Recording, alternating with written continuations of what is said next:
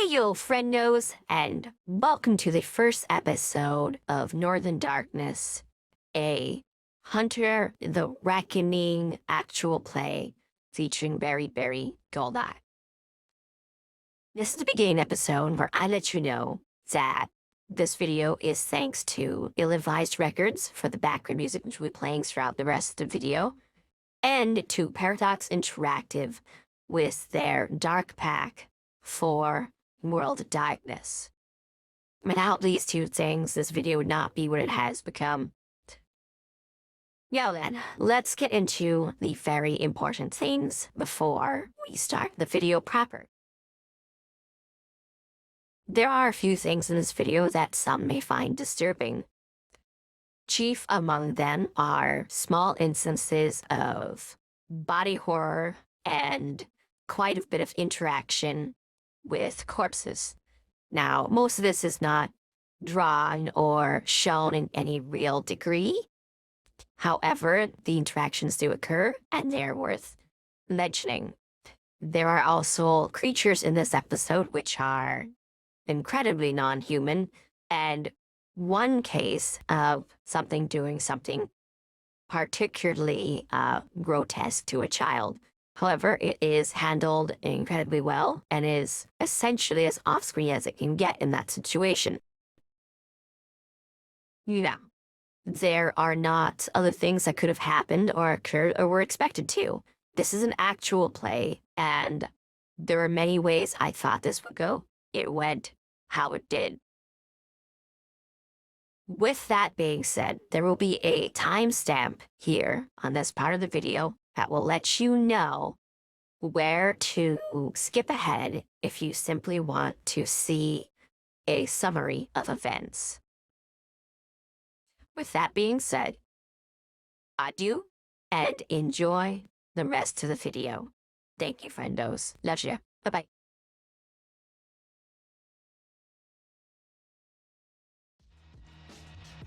Hey yo, friendos, and welcome to Northern Darkness, Session 1, A Good Day in Anchorage, with your host, Barry Goldheart. So, this is my first time doing a solo RPG thing on the channel. Especially completely by myself.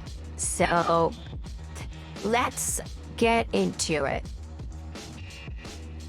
It is a cold and brisk autumn day in Anchorage, Alaska. Fog has crept its way along the alleyways and leaves blow across the state. Save for when they land and touch a spot of icy water which freezes them in place. As we go deeper into the city, we see not just leaves and pine needles scattered everywhere, but often bodies discarded to the side of the road, removed of all belongings, or even simply their belongings, torn up along trees, routes that are hidden just outside the city street. Anything for where the bodies have been taken for sinister purposes. Further in still, up a hill overlooking a mountain, there is an apartment complex. And in this apartment complex, there's a room which has 3 padlocks on the door. Within the room, there are no furnishings, no wallpaper left, and what remains has torn apart. Facing the far wall, there are bullet holes, clearly 9mm, and others. Haphazardly about 3 to 5 feet above the floor. Higher still is a window. An old windowsill, which is nothing more than a cut-out piece of wall with a square frame shoved in the middle. This too features a pair of bullet holes. One has been covered up with duct tape that has begun to fade and lose the silver upon it, becoming more like a patchwork piece of, well, nothing really. Soon it will fall from its placement. Then the floor itself, riddled with holes and tufts of carpet. But there's one object in this room which dominates. And that would be the completely unfurnished bed. Only the back of it features any sort of capping, and the front is missing half of its wood. The mattress, old, stained, cracked. But most of all, completely unadorned. Anything that would have gone upon the bed is instead underneath it. Blankets, pillows, and the slumbering body of one Achen Sanyu. Alright, Achen Sanyu, you stir from your slumber. It was a long night last night, and Sanyu barely got to sleep within the night at all. In fact, it seems most of her sleep occurred during the day. Normally, this wouldn't be an issue. However, you have plans to leave the city tonight. And, more importantly, you had plans to check in with groups of people you knew before leaving. This is your last chance to say goodbye before you go with Earley and leave to the town of Luque. Okay. So, now I'll take on the role of Sanyu. So, I wake up and I check my room. I am going to do a check. Now I'm going to do a roll to see if all my belongings are still there. Sure, I have padlocks, but this is... there's a certain view here, so we're gonna go ahead and check, make sure nothing was stolen in the night, no one broke in, or anything of that nature. So, let's go ahead. Well, we are gonna want to go to... our... bleep page here. Oh, there you go. Okay, we're gonna do a roll. Ah, this is so bright, guys. I'm so sorry for anyone deal with the brightness change. Okay, so we want to do a perception and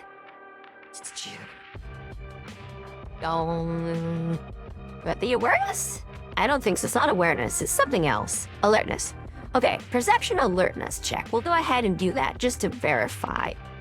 I don't think I have anything else that would make sense. Well, I do. I have investigation. So I will look around and make sure I'm not leaving anything behind or stashed in a wall somewhere. So let's go ahead and do a check here. So I have 3 for perception, and I have 2 in investigation. So an 8 and a 9, and I'm rolling this the physical dice for today. Sorry, it's just gonna be so much easier for no 9. So that's 2 successes so far, and we get 2 more rolls. And both of those are chance. So 2 successes. Let us know that we indeed find our stuff. So we find a big roll, which is like a gym bag, but it's the long kind where you can sit way too much stuff in there, like somewhere between a camping bag and a gym bag. You find one of those, green with white caps side to the side, and a double handle carrying case. So we take our gym bag and we slide it over to where we just were sleeping. And we haven't even crawled out from bed yet, so man, we literally just dragged that thing over to where we are. And I open it up, place my blanket and my pillow inside, just sort of shove them in there, and Yeah, and I'm pretty late to the day. I wanted to go visit several people. I might not get to visit anybody at this rate. Night is coming. It's coming fast. So, but I don't even have a car or anything, so I gotta get walking. People who were out here called and stuff. Ugh, that's an issue. So, alright. I get it together, and I'll zip the bag, close after it done. I want to make sure I specify I do so. Crawl out from under the bed. Well, more of a shimmy. My way out from under the bed. Take the bag, loop it over myself. And I do get one more last look around. Sigh deeply. And I go over to my closet and open it up and take a quick look inside as well. But we're gonna keep the last roll, so we don't find anything else here. But it's just one last look, one last verification. It's nothing weird. In here, I see there's one shelf. It's your cracked piece of wood, and that's all that's really in this closet. So I close it up. So I made my way out into the main part of the Barton complex. Now, this is my last day, so I'm not really gonna say or do anything with anybody, but I will take a quick look around as I go. I'm gonna again do another perception. Yeah, this will be a perception alertness check, though. So I know I have the 3. Let's do that. That's 7. That's 1 success. And then for perception, let's find out what we need. We needed... We needed perception and alertness 1. Okay. Now, 5. So as I go, I notice the sickly green carpet. I have been around too long now. The yellowing, disgusting wallpaper that is falling apart. The water dripping from the ceiling in front of the 3rd room on the right. Everything just decrepit and falling apart. The scent of... I don't even want to get into the scent, but it's there. It's a nasty, despicable scent. And I'll see that one room has been opened up. The door is left open. And I'll head on over. So I check in the room, sort of peek inside real quick and not do anything special. Lights are off. We are using our same team. We only had 1 set up perception. So it just looks like, from what we can tell, someone must have broken. And there's a bit of a smell. So likely something bad occurred here. This is our last day. The question becomes, do we go further and check the place out, see if there's anything we can get here? Or do we just bolt and try to get about our day? Now, I am going to go ahead and make it a roll. I have a 10-sided. Odds, we check out the room. Evens, we go about our day. What? Okay, we go about our day. So, rather than investigating this room and anything that could be up with it, which honestly, it's probably just flooded from the water that's been going on, well, the people in charge of this place do not do a good job keeping it up. And say, upkeep is not their middle name. So, I decide it's time to get on out of here. So I go and I leave. I head out the front door. They're not even locked, and there's a rock in the way, like keeping it open. So I just shake my head and I head out. Let's see here. Currently I'm wearing my coat. But let's see, what's the weather like? Is the weather decent or is it cold weather? Okay. So, it's right in the middle. It's the middle of the road there. So, if we head out, there's a cool breeze, but the sun is still beaming in the air, still creating enough sunlight to keep us from just, bundling up as we go. Now, I'm gonna go ahead and say, okay, I have a phone, and I have people to check in with. I've given myself a list of 3 people to check in with. I need to check in with my friends who are from around here. You know, they're around this area. And then I need to check with my friends at the docks. And who's the third one I needed to check with?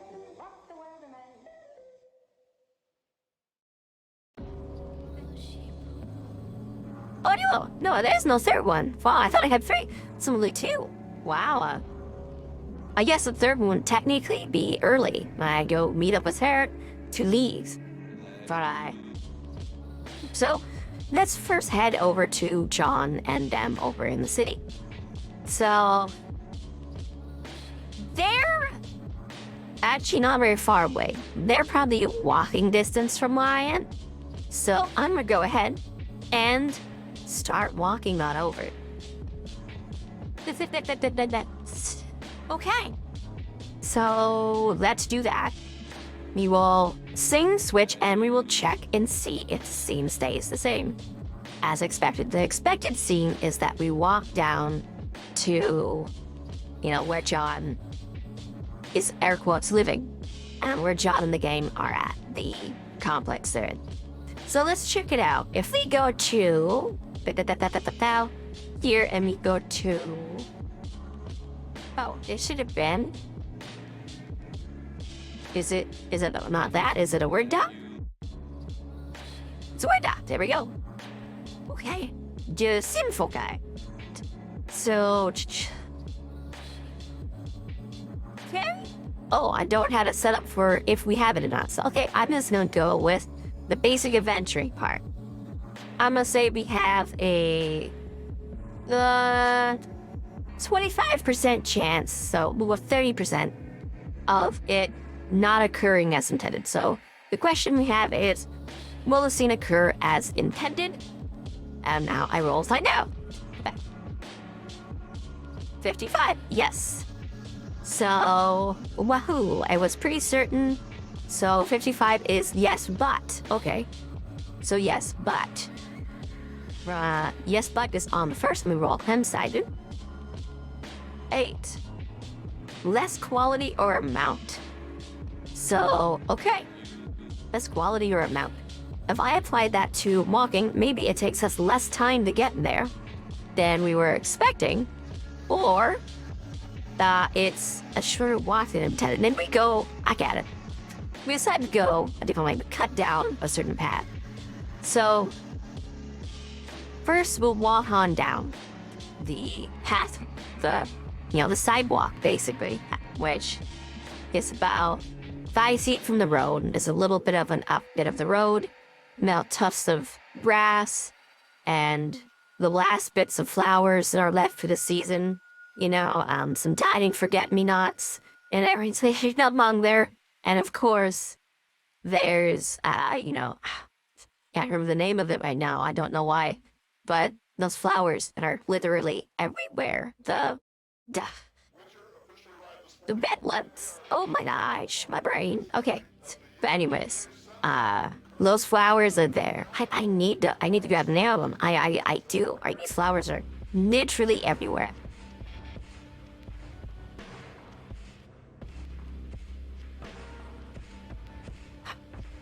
Yeah, fireweed.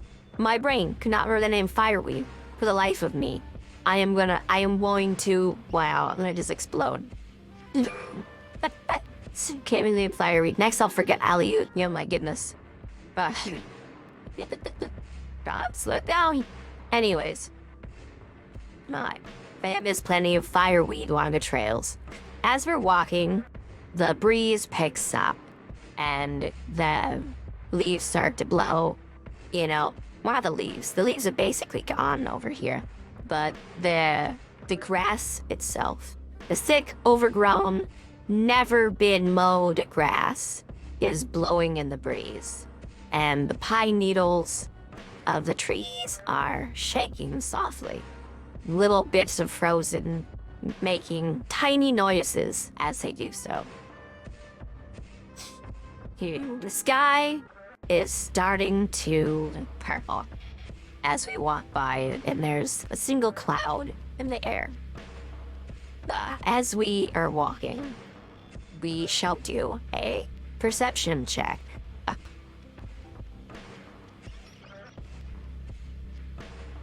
We have one success. But it's kind of funny how we got it. Anyways, when as we're going, we notice to our left a boot sticking out the grass. It is a little unusual. The boot itself is attached to a mangled body.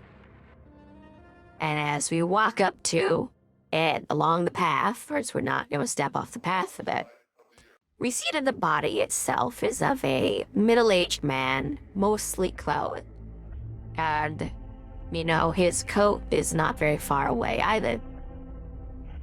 So, the boots, again, they're in good condition, they're nice workman boots. Body seems a little too old, potentially. Normally we'd have walked down different paths, but today we come across this. It's our last day in town. There could be some money there, there could be some useful gear, but the body might be too far gone for us to really get any use out of it. It's not quite winter yet, so it's not just frozen over. You know what? We're gonna go ahead and loot the body. So before we loot it though, I am going to walk over around it, and around it and the coat, and sort of check to make sure there's no traps or anything like that. Maybe figure out what's out the body.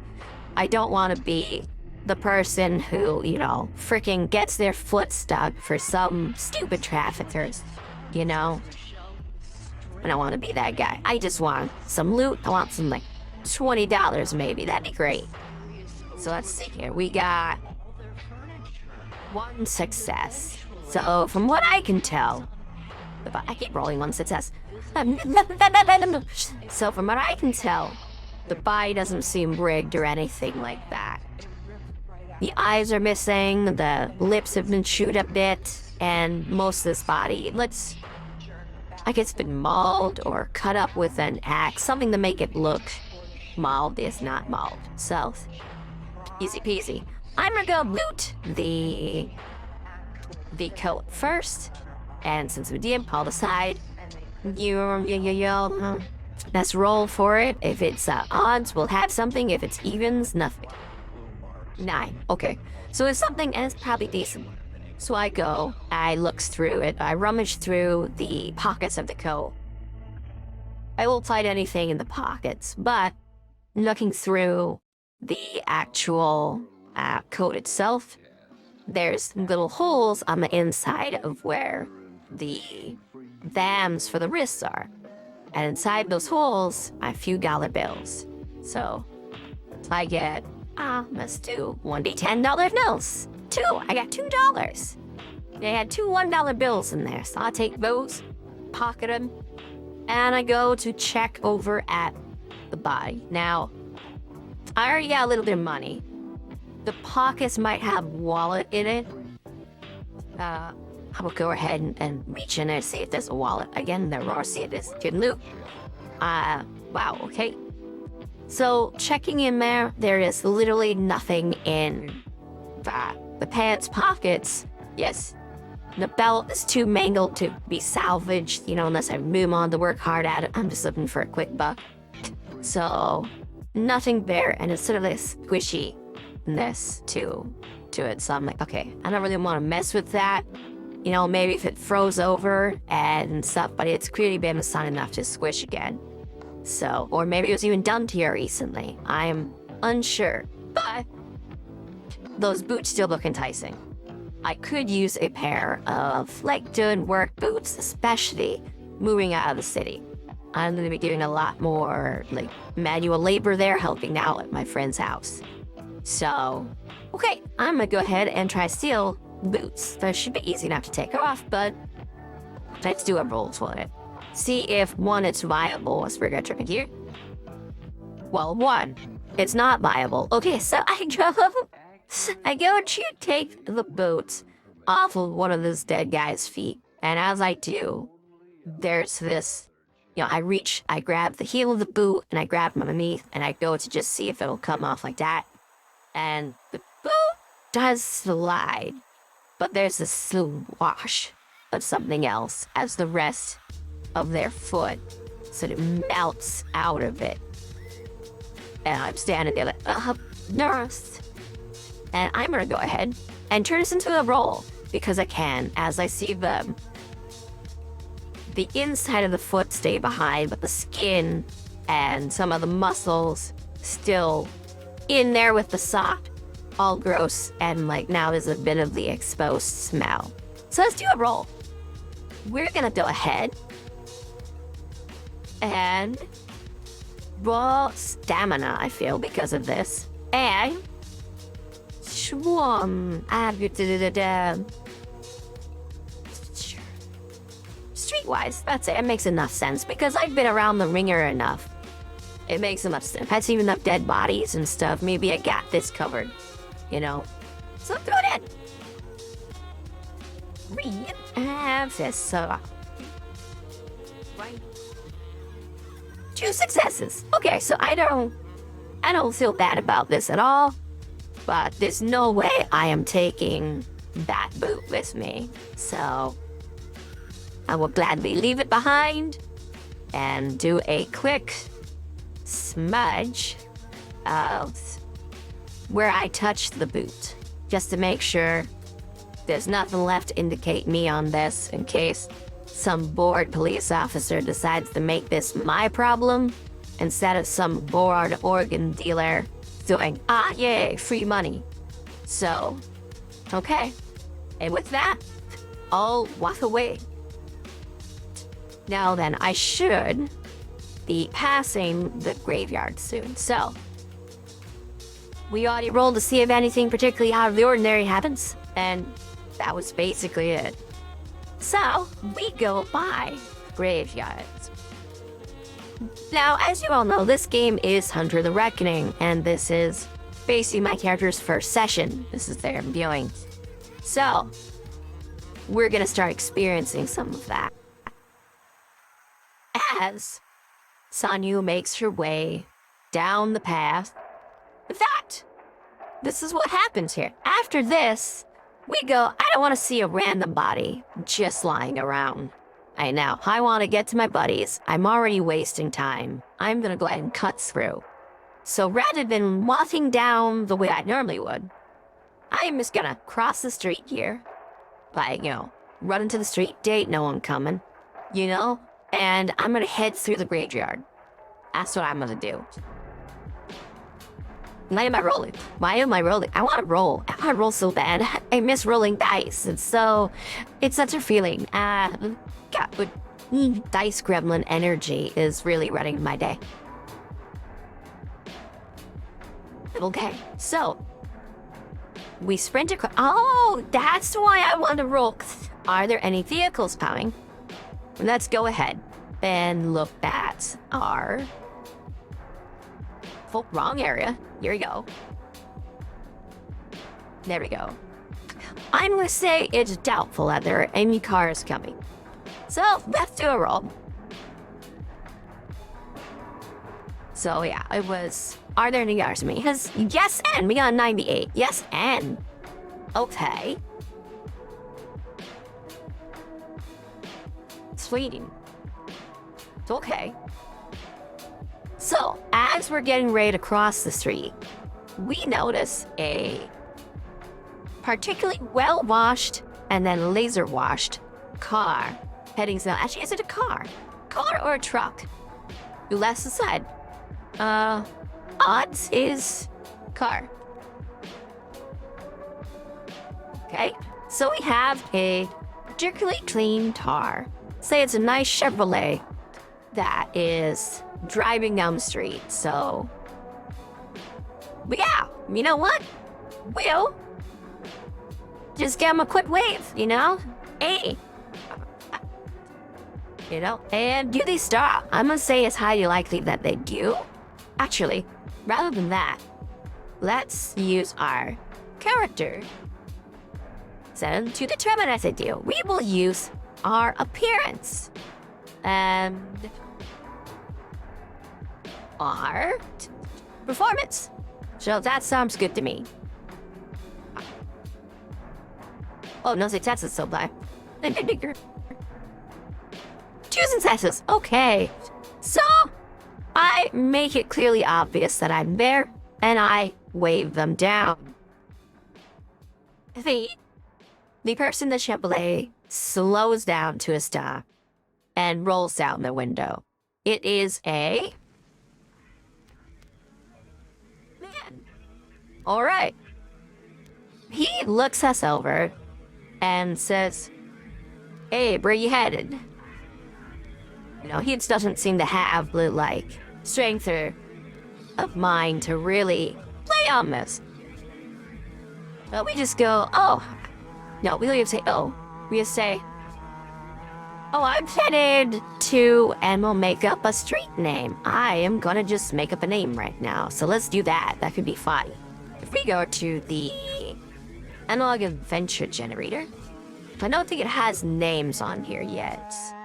No. However, we have motivation. So let's just roll those, and that'll be the name of it. 99.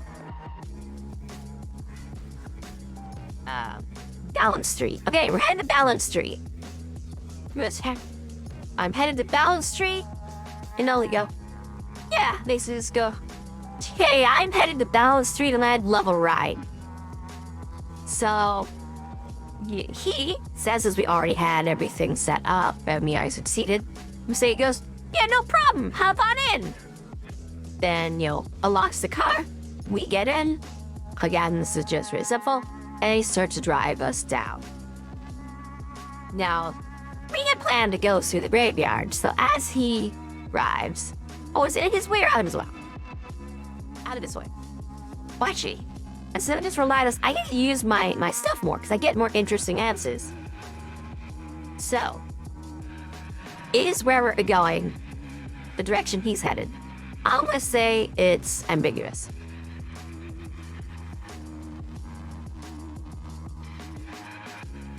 No, and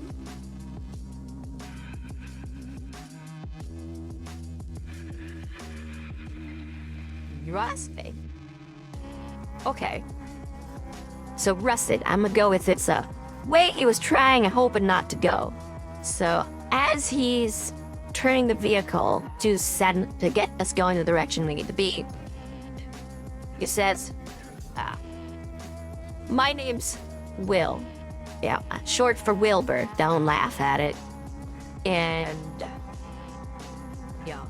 what I'm wondering, what I wants to know, is what is someone like you going around with a big bag in the middle of the night? He says the middle of the night. Doesn't seem right. Your man took you out or something? He tries to say more, but I'm going to see if I can figure out where his interest is coming from. Why is he asking these questions? So, we're gonna head back to our sheet. Let's say me practicing rolling. So, I'm gonna go ahead with wits and streetwise. I think makes sense.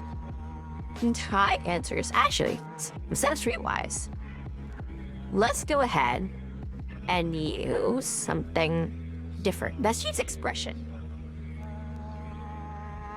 2 successes. I'm able to pinpoint he thinks something has gone wrong. So that's pretty easy.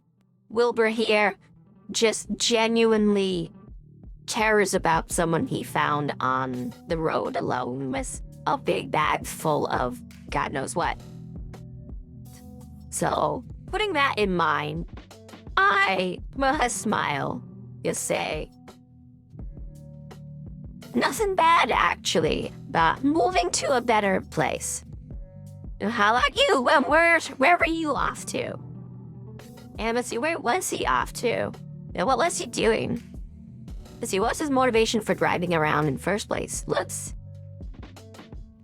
do that. Let's roll that up. I want to know. What was your motivation for holding around? We have a motivation, tried dearest.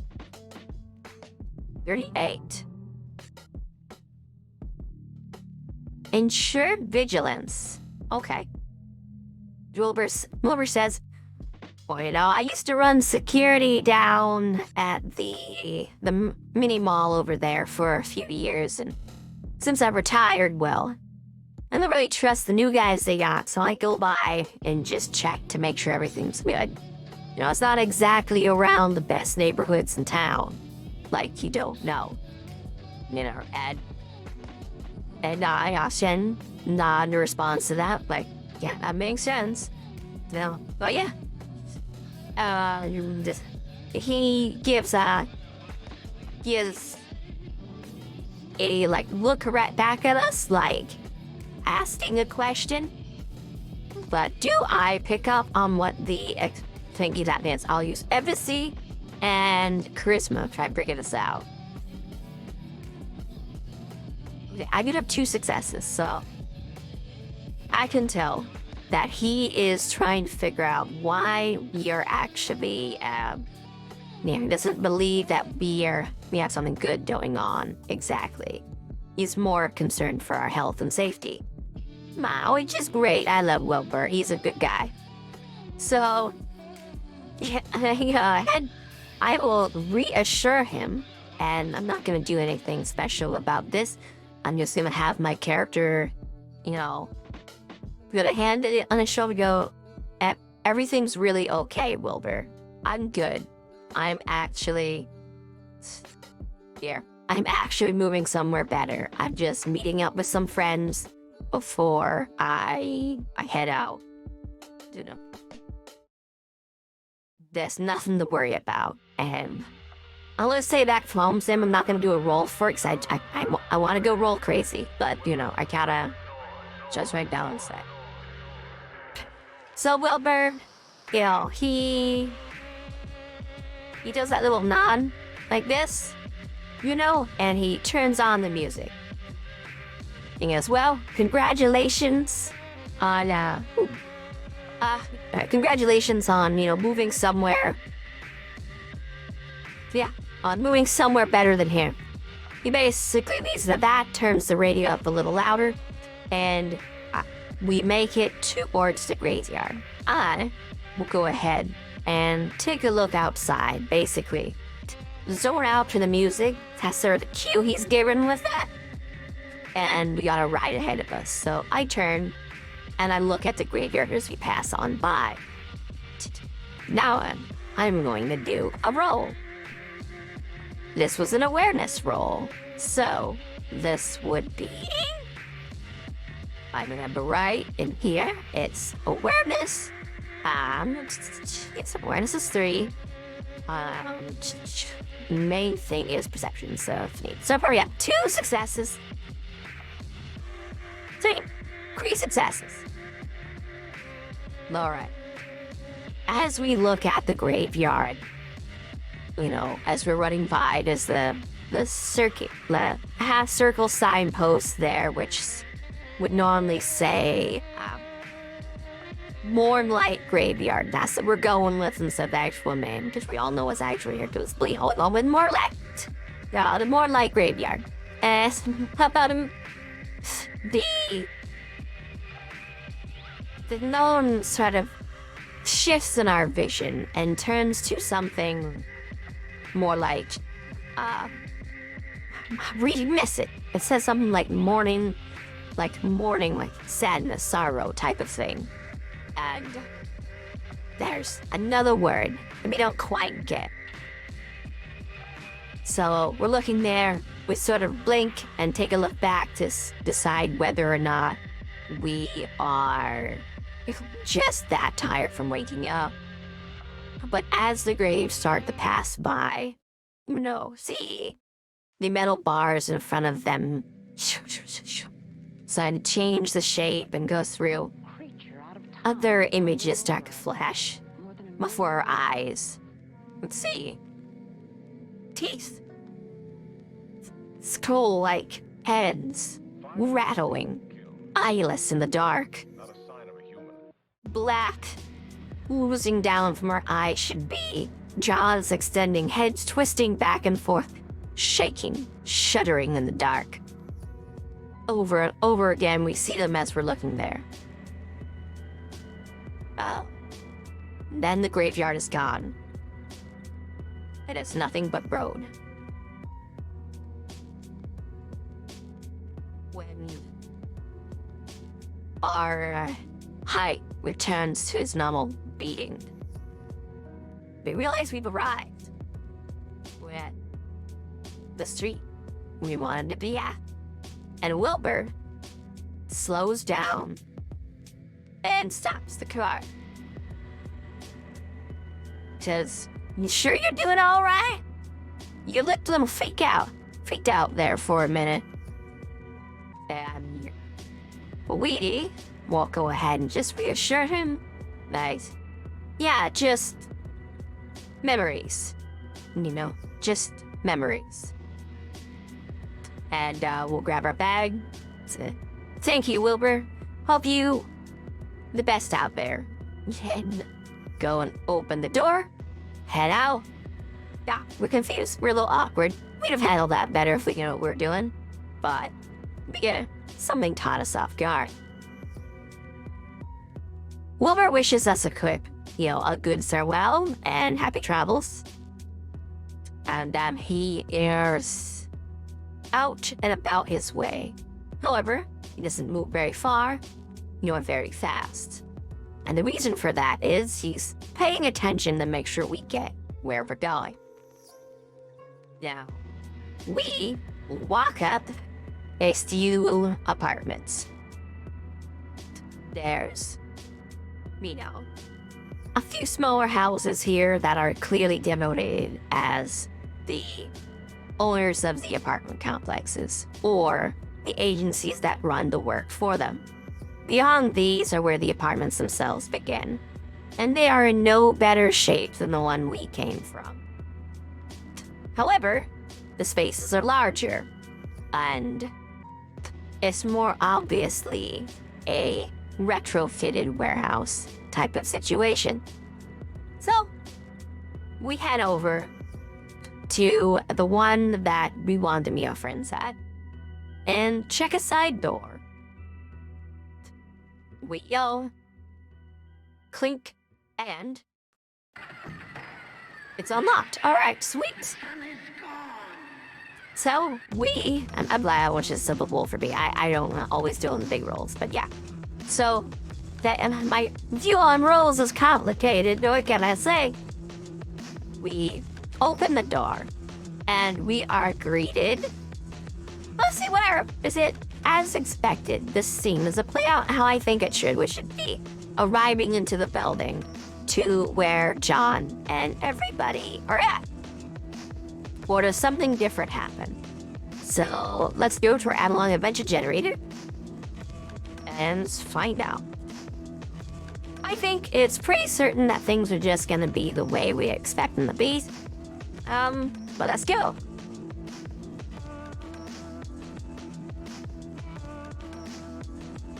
No. Things are not the way we expect them to be. Okay. What is different? We're expecting to just meet with Char and maybe a friend or two at his house to say goodbye till it's my last day in town. What has changed? Okay. Let's see if the scene itself has changed. Is the focus different? Let's go ahead. What is the focus here? So the focus is on the player, so it is on me. Alright, and then let's see here. Boss, exit, direct action, indirect, enter, or game. An indirect action by us, which is neutral. Okay, so we're gonna do something a little different than what we were planning. I'm actually quite excited for that. Let's go ahead and roll on a motivation table. See, what do we do? What do we do different? 33. Conquer society's rot life.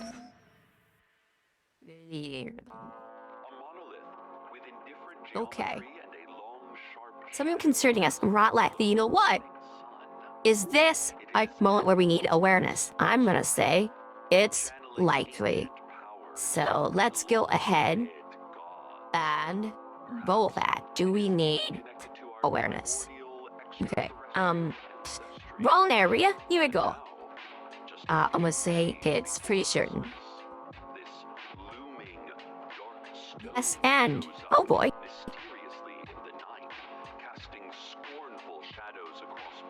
Green. All right. This is not going the way I thought it was gonna go, by the way.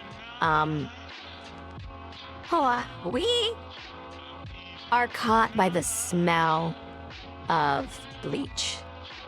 And that's not normal in John's house. In fact, we're half expecting that he might be high. You know. So, that's strange. Why does it smell so clean? Alright. I'm gonna go ahead and stealthily make my way inside. But this, we need awareness. So let's go ahead and roll for awareness, which was here.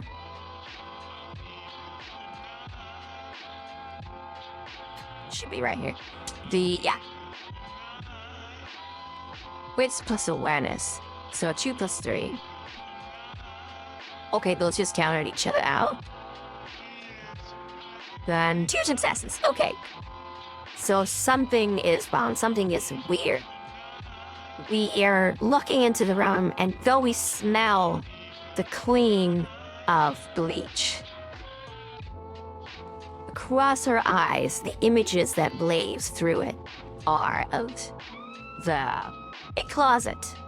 We see an image of a closet door, and there is red fluid coming out from underneath the closet, and sprouting from the red fluid are these maggots that spur and twist as they move, and they just writhe in this disgusting manner, and we just wolf are taken aback, and now we're standing.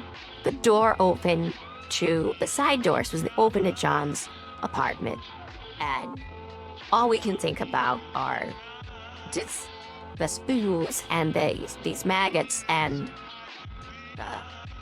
the smell of clean. Alright. So that's something already. I was gonna go check in with this guy. Anyway, that was my plan. So, I like John. He might not be the best guy ever, but I like him well enough to hang out, to let him know I'm leaving, to be there on my last day.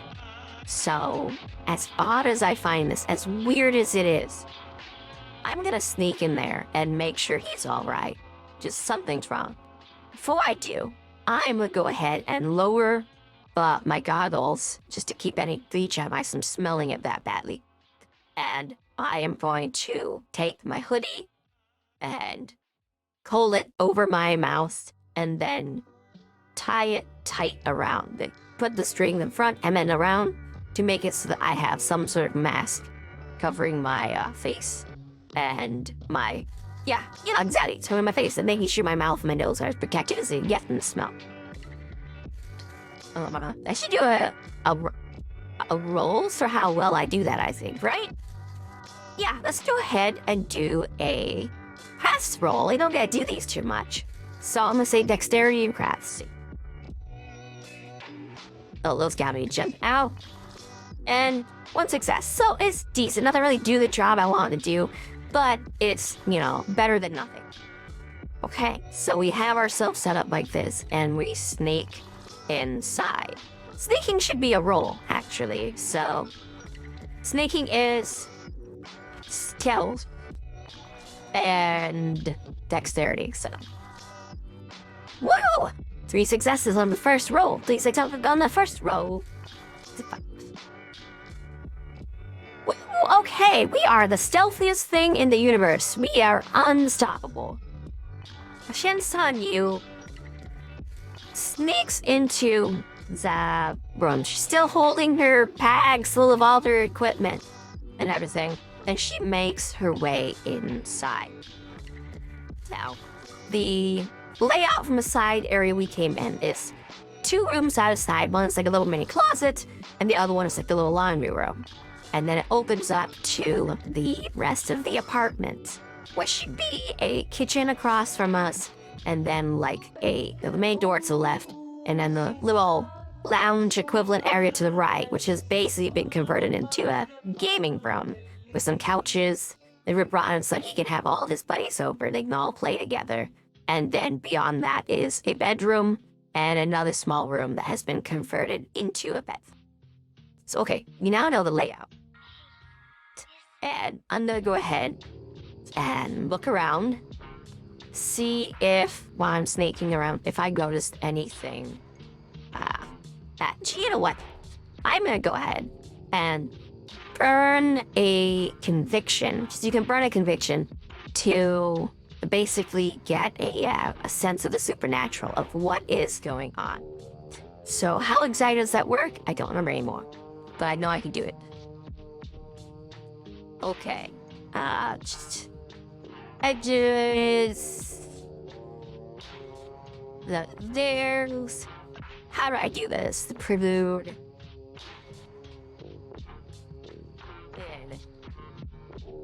Oh no, where it is, this isn't set up in a way that makes it easy. So, okay, I am going to make an assumption here rather than spending all this time in a book. So I burn a conviction, and I basically get an awareness of it, like something. I do an awareness roll, plus that, plus the conviction that I burn. So if I go down the conviction, I have 3. I'm going to turn that to 2. And we're going to go ahead and roll. So we're going to perception, awareness, and a conviction. So about 7 total. 2 successes so far. 3 successes. Oh wait, the conviction one is not a max this episode, so we have an extra skill. Okay, yeah. So we feel something wrong. That something's definitely wrong. The place smells clean, but something feels wrong. Looking over to the closet that we're right beside, we see a handprint on the wall. The handprint is red and wriggling with worms, and in a second it fades away, and as we're looking towards the room now, towards the closet, there's like what looked like red ooze trailing down from the little blinds of the cabinet door.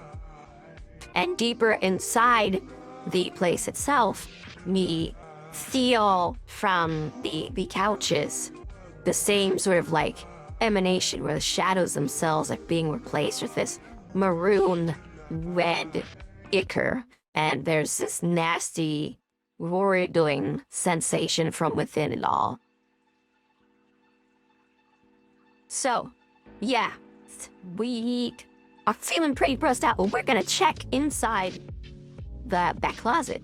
We're gonna quietly. Well, we're not. It'll be just as quiet as that. And check out that closet. But we are pretty hidden, so we're gonna actually succeed at being quiet about it. We're gonna look inside. So, I am pretty certain there's a body inside that closet. But I'm going to ask the analog event generator. I'd say it's certain at this point that there is a body inside of there. But it could be something different. So let's find out. Yes, but.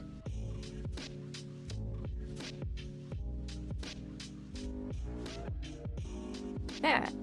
So we're expecting John's body in there. But what we pulled was something of similar quality. So is that going to be John's body?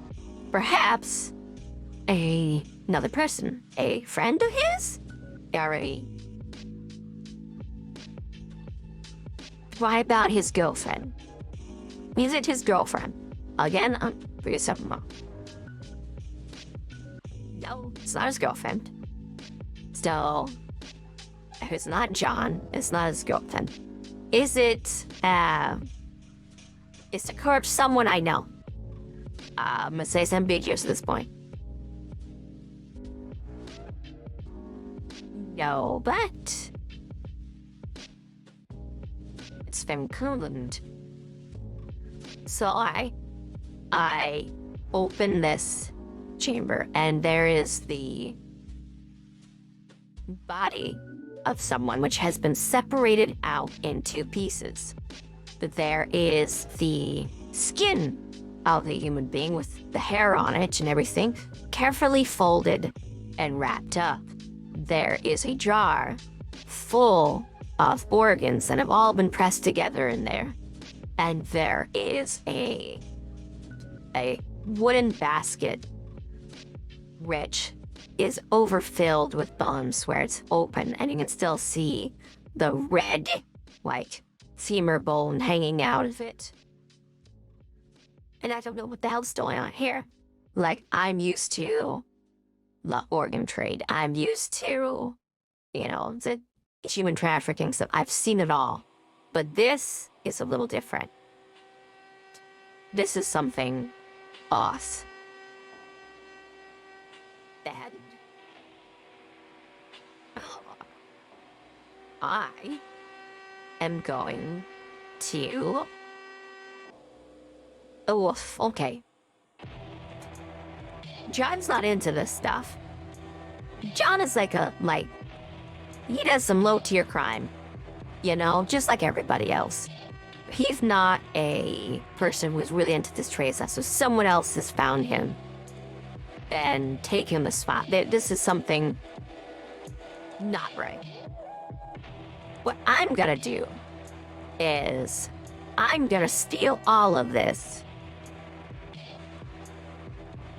Oh, I want to, but same time, I'm so conflicted because it's like, I could take all this, but what if this has been set up to blame him for some sort of crime thing or not? If I take the evidence, I could take the blame. Even though I'm getting ready to leave, I don't know if there's cops out there. I don't know if there's someone else far worse than the cops who have blamed him for something for another organization to discover and, come at him for. I don't know what John has gotten into. I'm gonna leave this right now. As much as I just want to take it and go, because I could make some money with that. No, that could be a trap. So, at this point, I'm not touching any of my fingertips anymore at all. Then I'm gonna quickly smudge where I did touch, just in case my fingertips touch there. I'm wearing these little fingerless gloves, but there's still the chance that I touched it with my fingies. Actually, I don't even think I'm wearing fingerless gloves. I think I'm just wearing the fishnets. Yeah. Oh boy. I'm moving my hoodie up to my palms. Make sure I'm not doing anything like that. Okay, I still have rope on my face, but still look really weird. Like, I'm a ninja thief. Okay, I'm gonna look back in. I don't see anyone who's clean. I don't see any cleaning supplies lying around. I'm gonna head over to the room. I'm gonna sneak over. I'm still pre-stealth. And I'm gonna find out if, so I open that door, if John is in there or something else is in there. Yeah, I'm gonna head over there. I'm gonna listen. I'm gonna listen first. Wait. Before I listen, I have advantage, basically, on perception eye checks. I'm gonna check if there's anything I can do that affects this area, which, based off of vision, because I have the Where is it? I know I have it here somewhere. Virtual best friend keeps. I keep sense eyesight. Every keep sense eyesight. So let's look around. Are there any clues here? Yeah. It's only 3 successes total. Thanks for all the ones. Alright. So we have 3 successes. Now, the question is, does anything here tell me what's going on? Is there anything to... Not is there anything to see. The real question is... What? Wait. Is there a... We is asked a few questions. I'm gonna say we have 3 successes, we have 3 questions. So... Is there some sort of person or being in here? I'm gonna say it's ambiguous. Simple yes. There is someone or something in here, Pulfairy. Next question. Is it John? I'll get doubtful of this boy. Yes, but...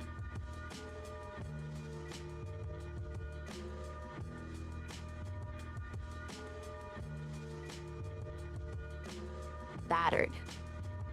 Okay, so we do see John in there. He looks beaten up, like he has been put through the ringer. He's all bruised and shirtless, standing off.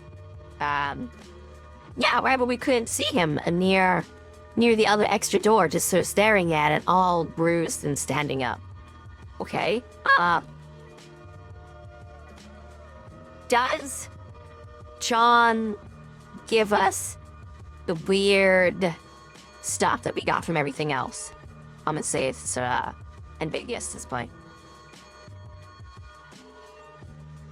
Yes. Oh, John.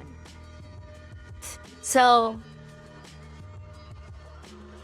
as we're looking at John, we see those bruises sort of be this ooze and those worms wriggle down out from his wounds and across into the shadows of the floor. Oh, John. Something has happened to John. Something is wrong with John. Don't it? Now, what should I do? Oh my goodness. Something's wrong with John. There's these skins there. Okay. Okay. Oh no. Oh no. Oh no. Oh no. The skin, the organs, the bones. Can my character together? I think she can, and I'm gonna roll for that. Something is wearing John. Oh boy. Something is wearing John. It's not good, it's not good. Wolf, oh no, I don't like that at all. Why is it wearing John? What is it doing? Okay, there's something wearing John. John is being worn by a creature. Something or someone who has put everything that made them into the closet and taken his body. Beat him, obviously, that's where the bruises came from. Somebody beat him down and has replaced their insides with his. They've crawled into him. Whatever they are.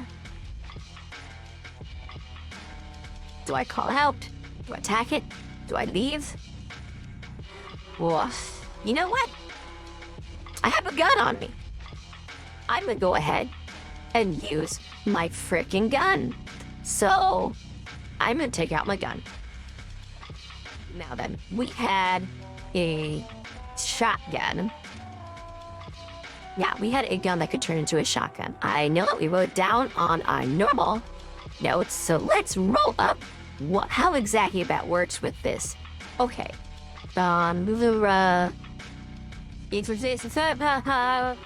Range combat. Okay. Doki. We're going to... It should be on here somewhere. The shotgun. Shotgun. Damage 8. That's right. Okay. We're shooting John. I don't care. We're taking out the shotgun, and we are shooting frickin' John. Okay, so how does this work? In order to shoot him, accessible firearms deliver lethal damage to foes. Type of damage made for against dimensional enemies. Oh boy. I don't even know what this thing is yet. Here we go. Okay, so we're taking out the shotgun. We're firing.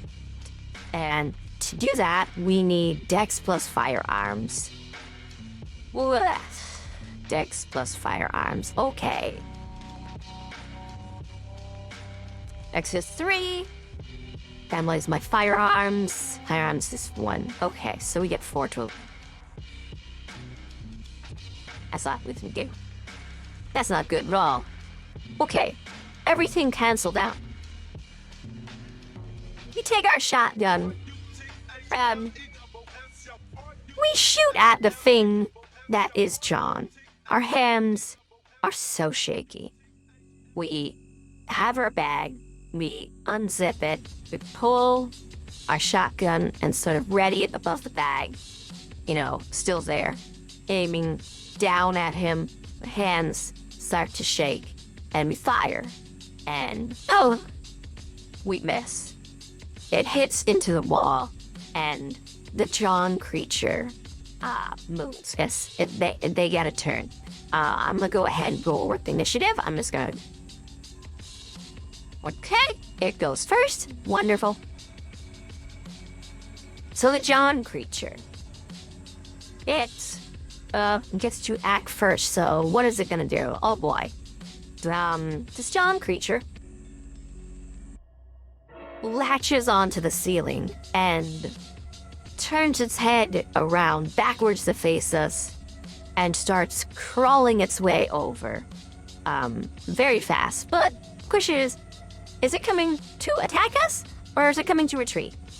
Like, to head out this direction? I don't know which it is. I'm gonna say it's very likely it's there to attack us. But let's go ahead and go for it. We might get lucky. It might be winning the weight. So, it's definitely out to kill us, is what I'm saying. 70. Yes, it is out to kill us. So it comes running at the walls, crawling towards us, and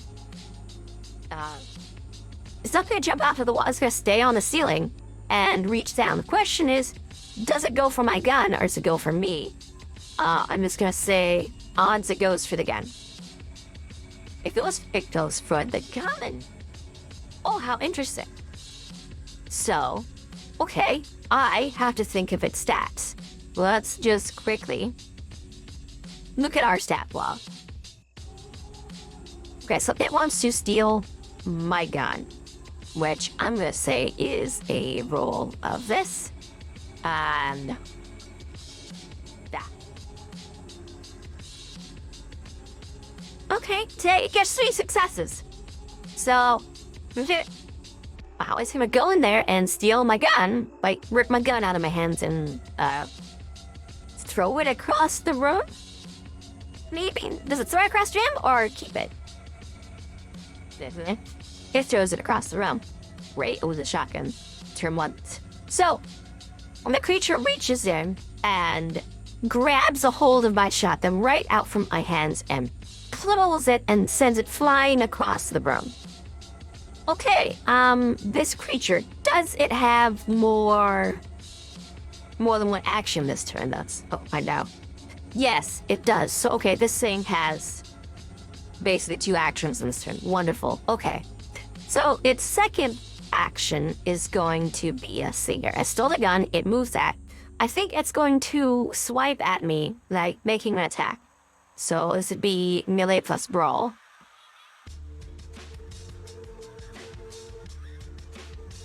Okay. So, it is basically hitting me. Not very well, mind you. And I can soak, actually. So, now I roll for what damage it actually does. So it would do 2 lethal damage to me. Oh, it's lethal. I can't soak that. Okay, actually, the question is it doing lethal damage? Or is it doing bashing damage? I don't know yet. We're gonna quickly roll. Odds, it's lethal. Let's see the damage. Okay, I take 2 damage straight out the gate. This thing just straight up like scratches into like my side. Like, yeah, cause grab my gun, so right under the arm and pulls this plane where I think it'd be more like pull instead of a scratch, where it like yokes me and does this big pull on me. So we got this. We are down to hurt. We are at hurt. We have been hurt. Okay, this thing has done a damn good job hurting us. What should we do? I am going to... It's my part of the term. See, I'm wearing the hoodie and stuff like that. I'm gonna take... Oh, does it take my hoodie? I'm gonna say it's unlikely, but no, it's not gonna take my hoodie, but it could happen. Because like that hoodie, if it takes that, it could drop my bag of gear too, so... it's doubtful that it would do this, but maybe it do. Simple yes, and 73. Okay, so yeah, it succeeds in ripping takes the whole hoodie off and knocks the bag with all like gear down to the floor. Do I keep my goggles? It's doubtful, and I rolled. Yes, but battered. Okay, so they pull out and snap back onto my face that as all this happens in this instant here. I don't know what's going on. Things are going crazy, and you know that's my stuff. I was here to meet with John. I was here to deal with stuff. Now I am pissed. You know, I'm freaking out. You'd think I'd be sad or whatever, but no, I'm just mad. This is supposed to be my final day in town. Things are supposed to go great. Things are supposed to go well. I was supposed to meet with buddies. And instead, I am fighting some demon John on the freaking ceiling with a setup to eating, and it's just taking all my stuff.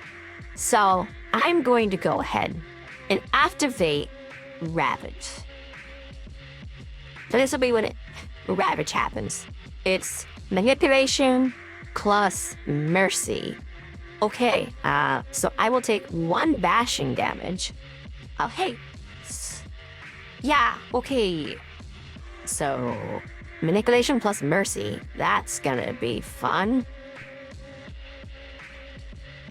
Manipulation plus mercy. Okay. Manipulation is 2. Mercy is 3.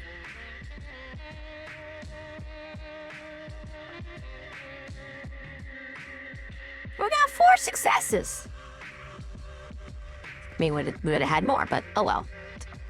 So we got 4 successes, so that is 4 lethal damage, 1, 2, 3, 4. So this thing is wounded. So how does this play out? Whenever it takes 1 bashing damage, so I get to take 1 bashing damage. Okay.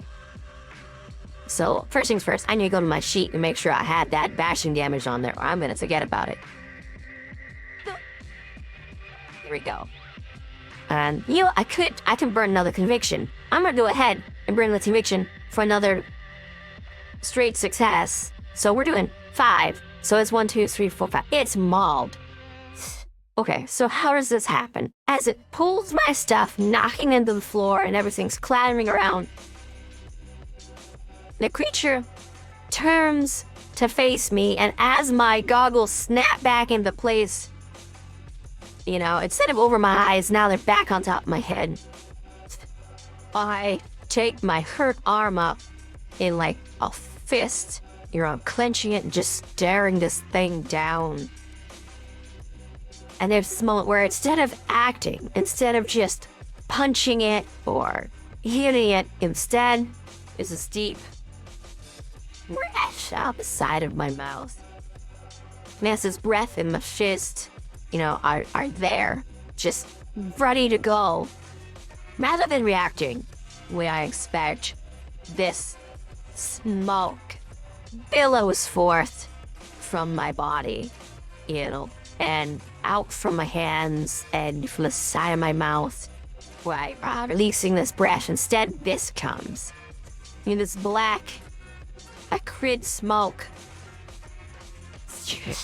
shimmers and shifts its way out and then rolls like font towards this being on the ceiling, enveloping it. And the creature howls and screams as it's, freaking out. And, does it fall? Just fine, yeah, that's a fall. And falls for its place upon the ceiling. And actually, does it fall or does, Carter fall? Oh, I should have used the wrong Tantarita instead of just rolling it. Oh, okay.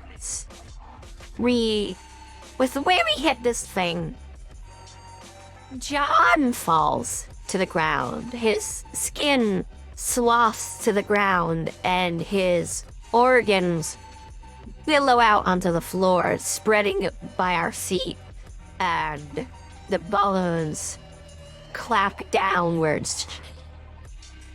Imprinted on the wall where his feet were are these wriggling worms that are spiraled together, forming this sort of humanoid shape, and it coalesces into this large leech-like structure, and where the head once was, this squishes back, and let's see what happens now, because it's now its turn.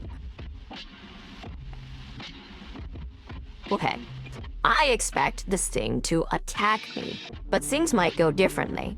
So let's find out. Does our thing change? I'm gonna say doesn't attack me. That's gonna be the first thing. Tom, I'm gonna say it's pretty definite. No. Yeah, 28, simple no. It doesn't attack. So, what does it do instead? What's the guy's motivation? What is this thing's motivation? We haven't even checked it out.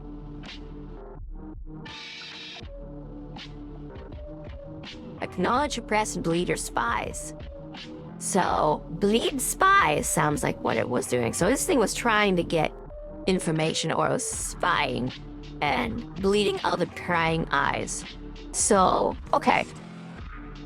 It's gonna make an attack and a move. It's gonna try to cut my eyes. It's gonna reach out, slash it, and then it's gonna burrow into the ceiling. So, there had to be these. Let's try and back.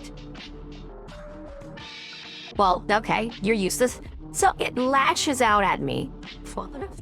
And the air quotes claws of this thing, the worms upon its hands, reach towards our face, but with the billowing smoke still emanating from our body, it does not quite reach it. Instead, backs away and curls in on itself, burrowing into the ceiling, disappearing into the floor above. Okay, that's where we are. That's where we are. Okay, and now we feel sick, man, weird. It's still on. We're freaking out. You'll be back any second. Just nothing left in our stomach. We're just ooh. But no, we're gonna do is we're gonna grab all our stuff. We're grabbing our stuff. Yeah. Okay, I grab everything that we got. Yeah. Grab our bag, our hoodie, or just shove that into the bag. My shotgun, I take it, I put it back into the bag. I'm gonna take John's skull. I'm gonna do that because I think I don't know if I want him being identified or whatnot with this. I don't think so. That might help. Okay, but he says skin's gonna be there, so, screw it. I'm still taking his skull. I know John, I'm gonna take his skull at the very least. You know, I'm not leaving the restroom just saying this thing might not be able to hold the head, might doesn't have a skull. And it has the wrong skull, maybe that'll screw its day over. So I'm taking John's skull, and I'm gonna go over to the other basket, and I know my head's shape, but I'm just gonna knock the basket down to the ground. You know, so wham. And if there's a skull there, I'm taking it. Is there a skull there? I'm gonna say it's highly likely. So let's see here. If we go to that, and I got that certain no bats.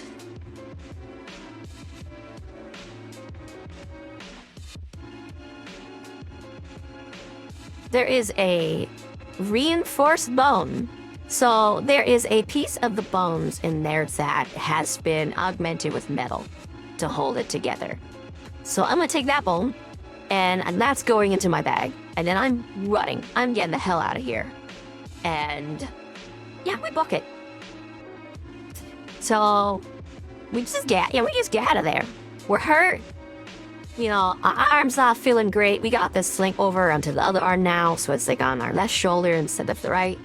And we're just booking it. We're going. We're running. We get out of here. We just get the hell out of there. And okay, we have made it far. Made it out. Ugh. Nothing about that was right. That was not how I was supposed to go. Oh boy. Oh boy. Okay. Woof. Okay, we're gonna check and see if Wilbur's still around. Is Wilburr around? I think it's unlikely. Like, it's definitely not. So, we're gonna check that real quick. Do you know what time it is? Well, we're doubtful, and that's 41. Simple no. Okay. So, I said 41, I meant 31, and so dumb. Okay, so he's not there. I'm gonna go ahead and call anyone. Are the phones working? That's a big question. Oftentimes those don't work in situations like this. Mysterious, ambiguous, and no, phone's not working. Okay. So that I'm walking across town. I don't care. I am just getting out of here. So, okay, so the next thing is, does anything happen while we're walking, or does it just go out? We're gonna check. Does the scene change from us arriving at a warehouse in Anchorage? Yeah, we're gonna go to a warehouse in Anchorage to where some of our other buddies are. Like, much less agreeable buddies. Like, John was the nice guy of the group. We're going to worse people now. But me get away from whatever the hell that was. Scene happens. We arrive. Okay. So, we're getting close. I don't want to arrive empty-handed. So, we're there. It's been a decent walk. It's blackout now. It is.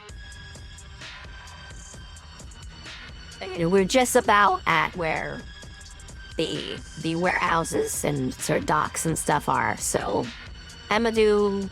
So, is there any restaurants around? Ambiguous. Yes. Okay. Yeah. I'm going into that restaurant. Whatever it is.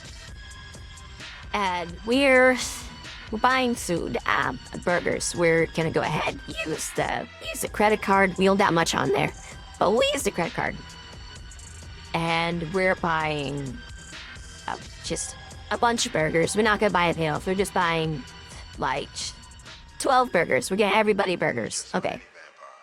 So there we go. Jeez, that's a lot. That's a lot of money we're using. But we're getting that.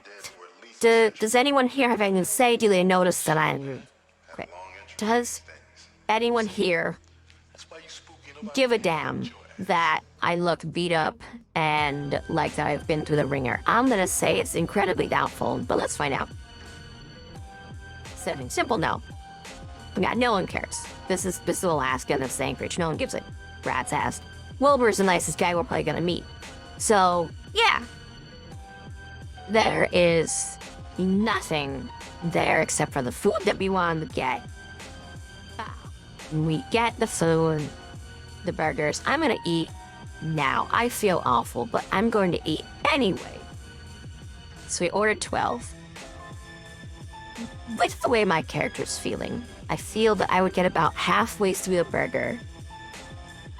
And then just, like, that's where my stomach would close up and be like, we're done. If anything more comes in, we're gonna have problems.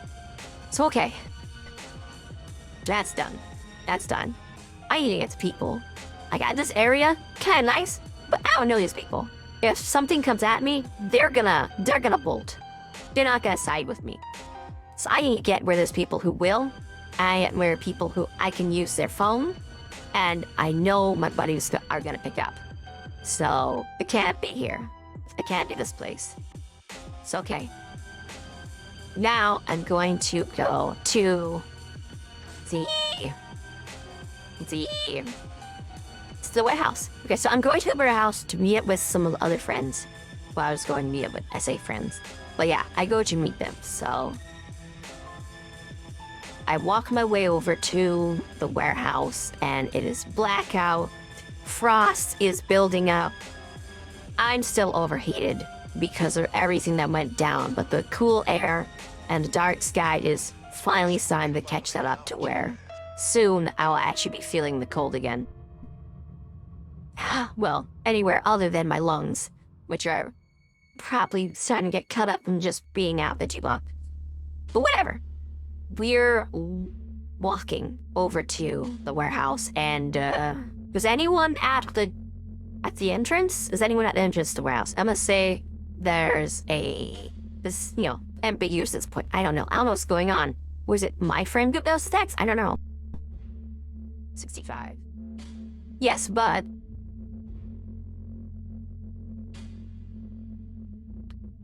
wow.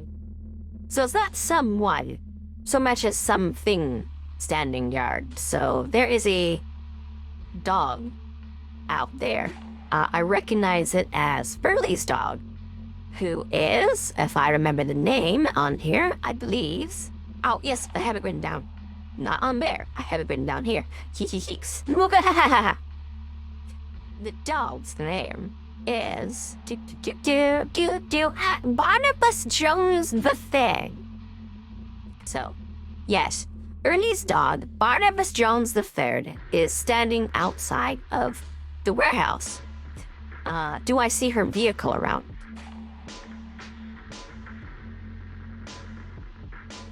Let's get back in there. She's free. Yes, bud.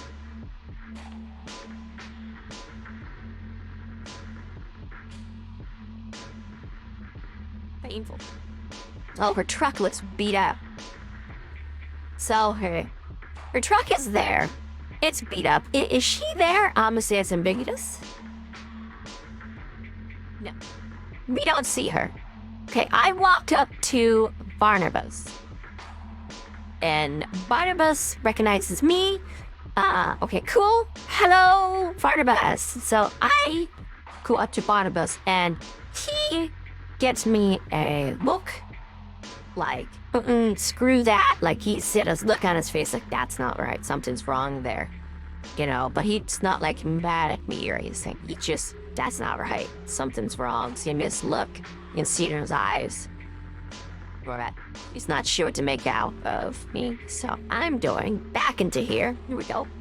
And we're going to go ahead and use Animal Ken and Prisma to calm her down.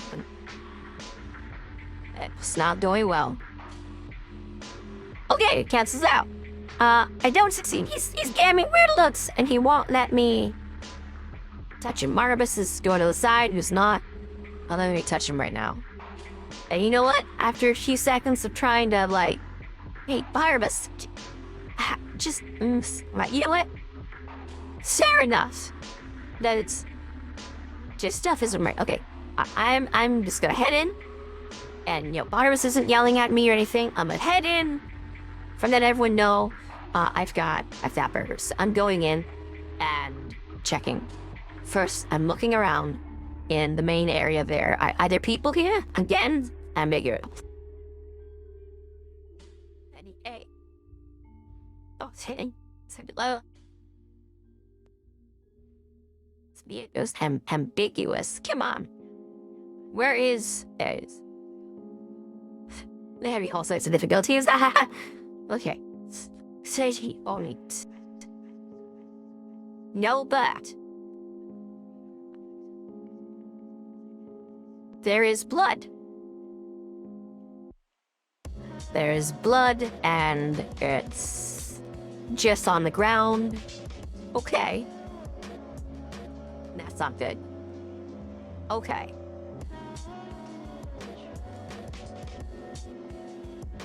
Alright, I walk in cautiously, sticking to the walls.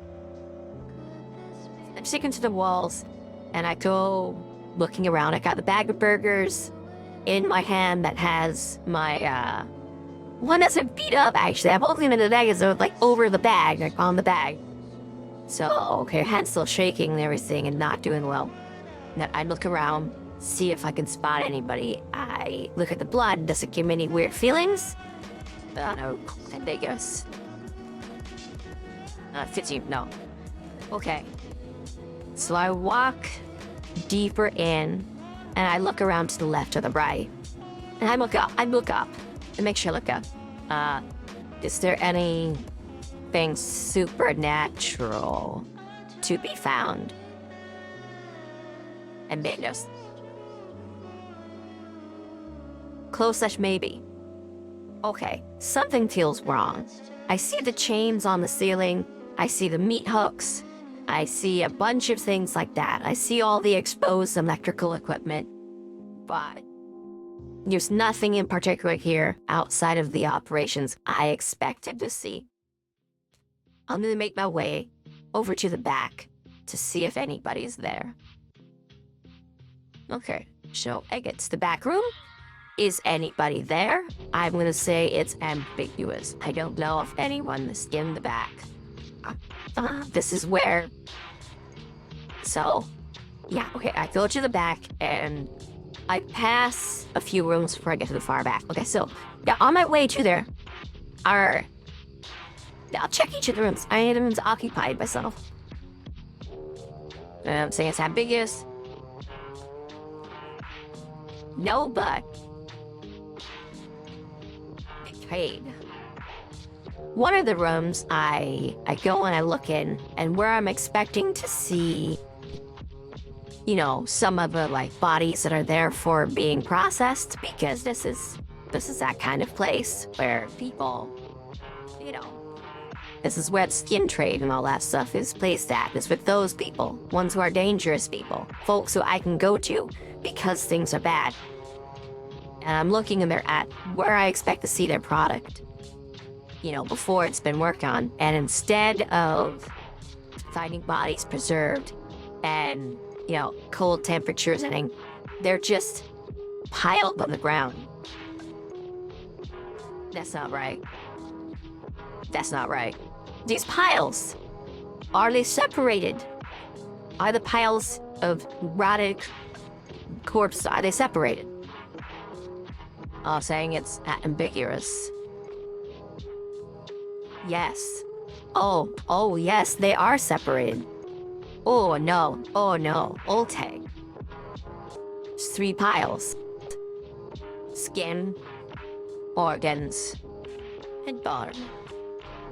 I'm freaking out. I got a sign early. I'm gonna run to the back. I'm just gonna run it. I'm just running to the back. Then, is anyone in the back? You know, 96. Wow, okay. Someone is in the back? 96? What's 96? Just read up. Yes, so it was, what, ambiguous still? So it's a yes and. Okay. So, yes and.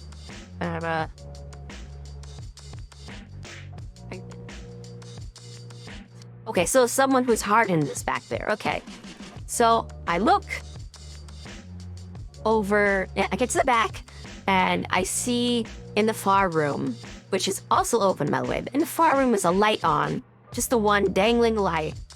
And there's a few couches, and there's a few tubs that are old, worn-out tubs full of liquid. Where else? And there's a big refrigerator over there.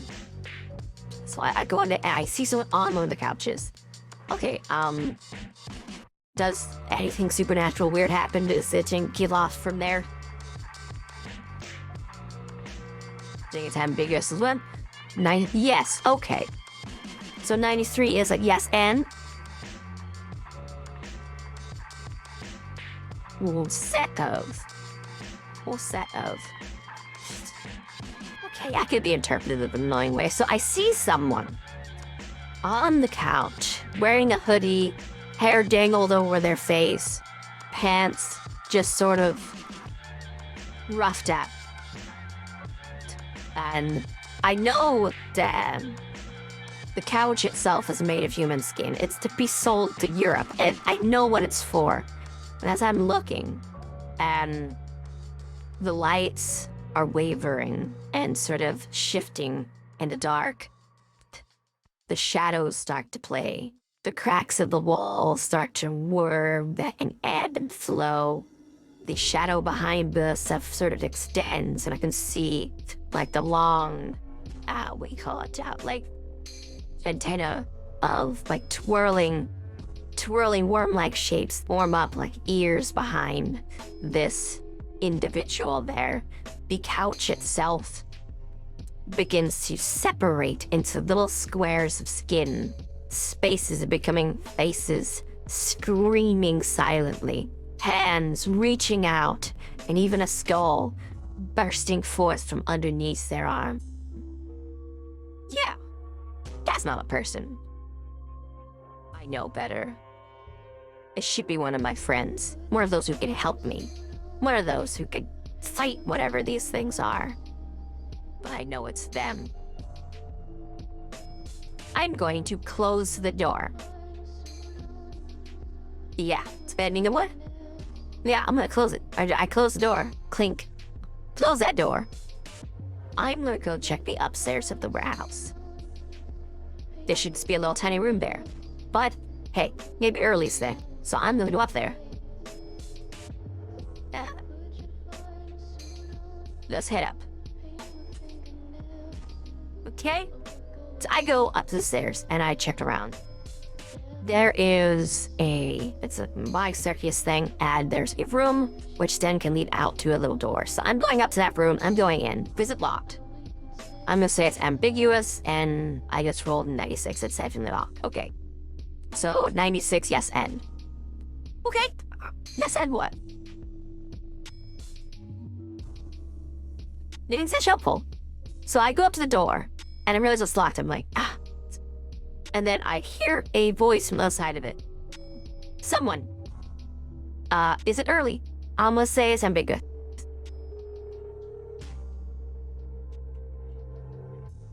Close / maybe. So I can't make it up over the gargled speaker, but there is someone over there. Someone on the side, and they recognize me because they're helpful. So I'm gonna say they recognize me. Find living or helpful. I'm gonna say both. Okay. They recognize me, and they say, no, shit, is that you? And I wanna say, go, yeah, is there, is there a reason it shouldn't be me? I asked that just to see if they know better, and they respond that some other people weren't them, but they didn't talk. Are you talking? That's you, right? I will say weird spot. I'm like they're elevated. Things are going a little nuts. So I need to calm them down. I need to use charisma here. So charisma and expression to explain. Yes, it's me. Hey yo, it is me. Those cancel each other, and oh boy. Yeah, one success. You're like, well, if it's really you, Anything, just prove it. Just prove it. And I will say, I bought everyone burgers. I checked John. Something happened to John. You know, Barnabus is outside. We gotta get out of here. You know, there's things here. We gotta go. And does that convince them? We're all a simulant making love.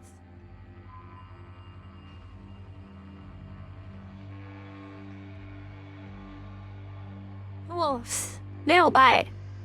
And I say, no, that's not enough. Anything could have figured that out. I don't know. And I hear a sound on the other side, the opening of a door. They went out the fire escape, basically. Shit. That's Earley. Now they're out of there. I need to get Barnabus. I'm gonna go run. I'm gonna go run down there. And does the scene change as I'm running down? 'Cause I am being reckless. I closed the door on that thing. I didn't lock it. There could be more of these things. Does the scene change?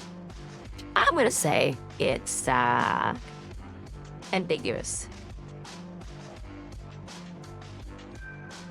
Okay, close-ish maybe. Okay. Did something notice me? Ambiguous. Okay. We're at yes, but.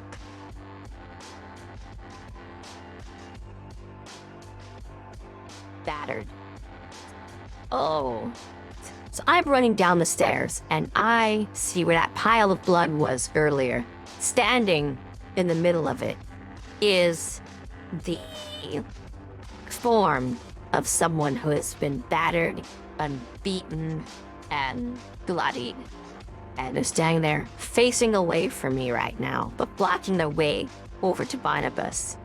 It's a large man who has a tattoo along his back. And, you know, I recognize him, but I don't know if that's really him. It's okay. Don't trust it. I'm gonna try sneaking past this thing, as it's not looking at me. I'm gonna go ahead and try to sneak past. So that is gonna be stealth, of course, and dexterity. 1 success so far. 3 successes. Okay. See this large figure there, but I managed to sneak past it. Okay. What? Okay. If I sneak past it, and does anything else change? Does anything else change? I am just about to get to Barnabus and get the hell on out of here. Is there anything else in my way blocking me from succeeding? I'm gonna say it's a doubtful. I already went through a lot. You know, I am not having anything happen. 87. A simple yes. Okay. Focus table. A sync foci. Does that change? Twisted spirits. Okay. Okay, what happened to them? They are in direct action in the scene. Okay. Oof. Is it negative, ambiguous, neutral? Okay. It's kind of ambiguous. All right. I'm gonna go ahead and roll to see if is it one of these guys, first of all? Is another one of these guys? I'm saying it's ambiguous, and we got a no. Simple no. Okay. I'm gonna go ahead and roll from our monsters list. We got, oh boy.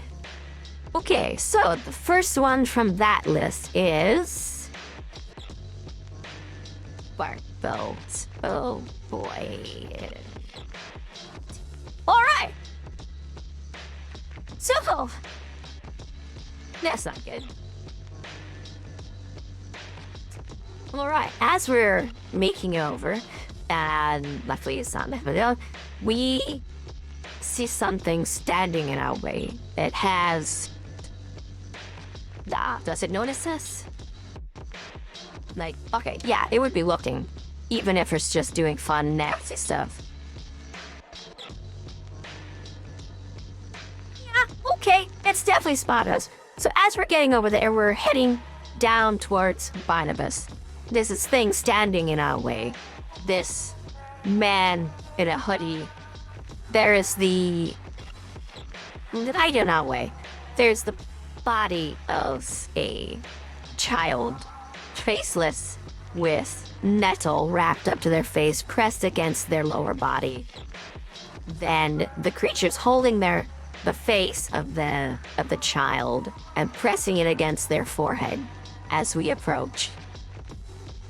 Now, they see us showing up and they lift, like they drag the face from their own, lifting it to the side and turn to us with a disgusting smile and the slit of the child's throat, finally releasing them from whatever horrible fate was befalling them.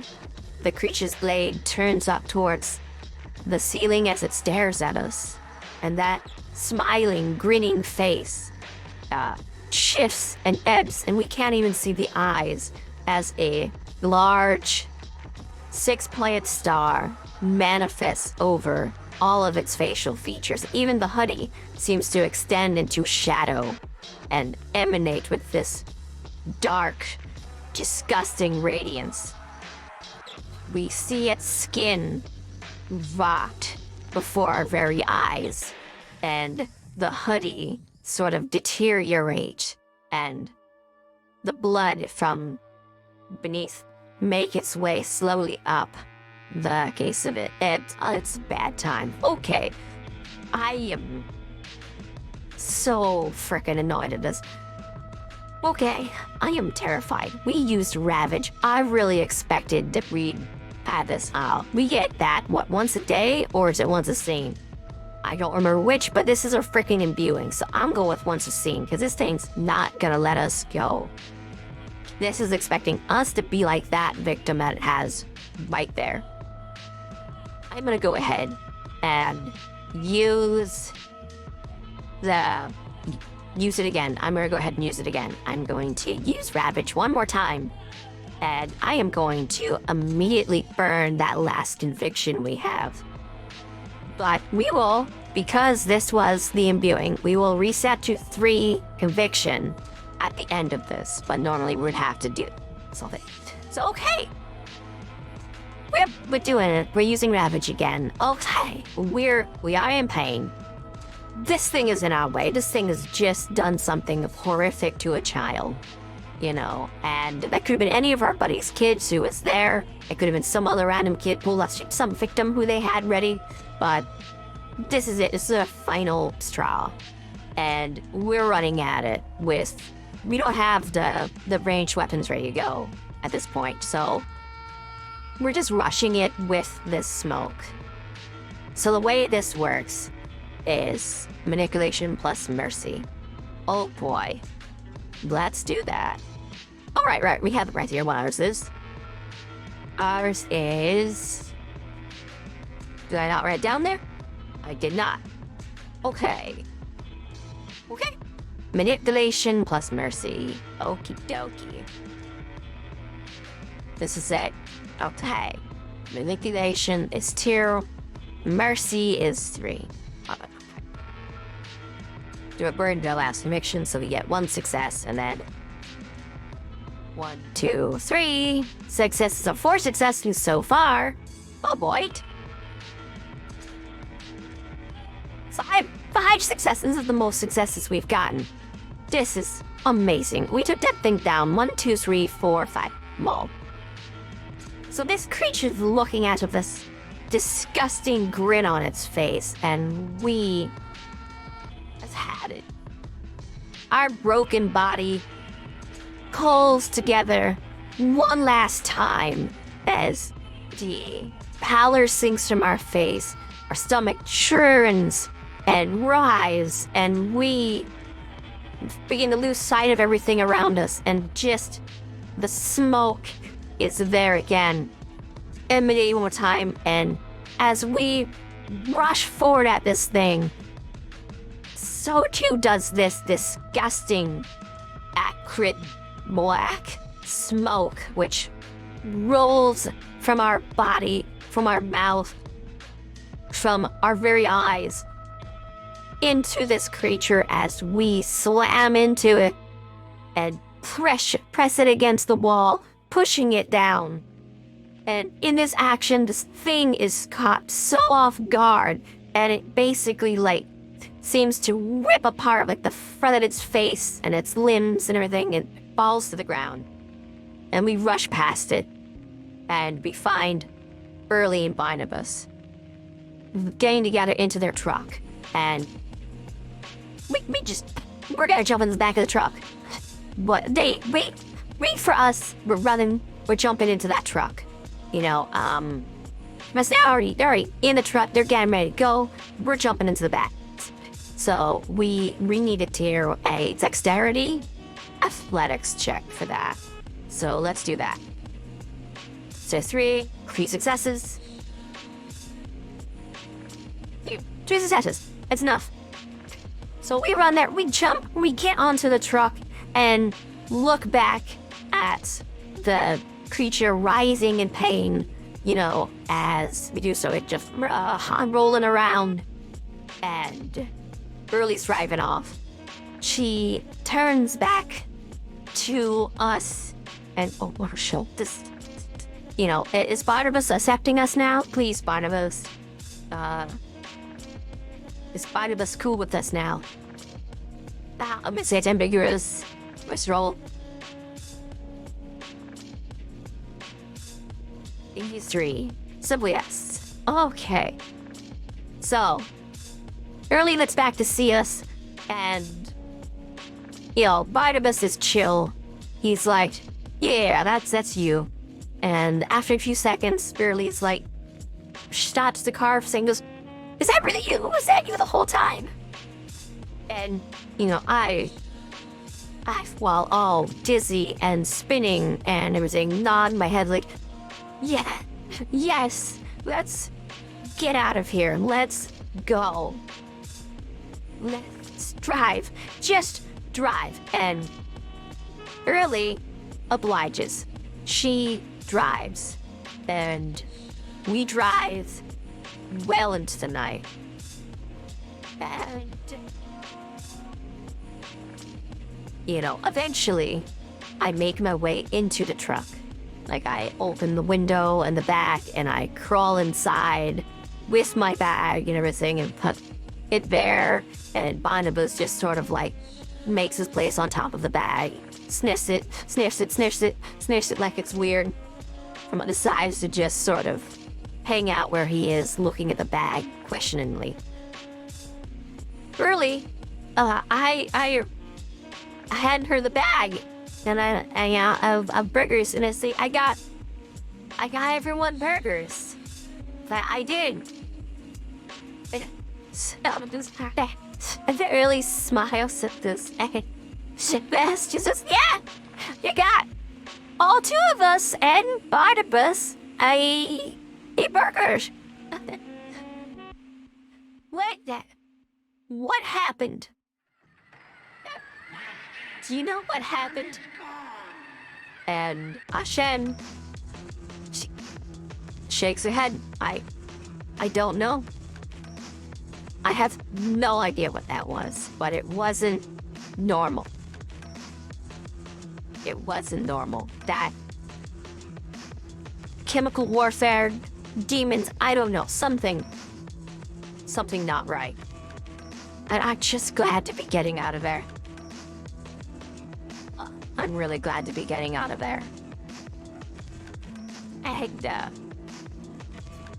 you know, Early, she